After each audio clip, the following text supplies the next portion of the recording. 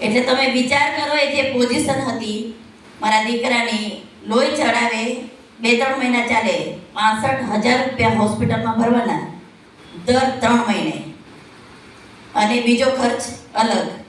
માનસિક રીતે એટલું બધું ટેન્શન.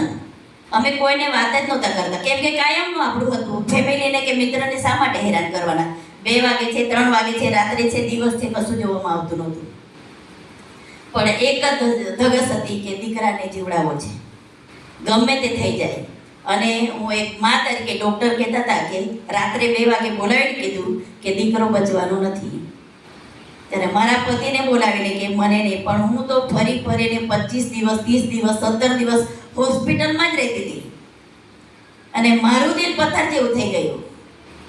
અને શુક્લાને ખબર પડી તો શુક્લા ગાડી ચલાવી નહીં શક્યા. અને મને કીધું સવારે દીકરાની લાશ લઈ જવી પડશે. અને આ મારી આ ઊભી હતી.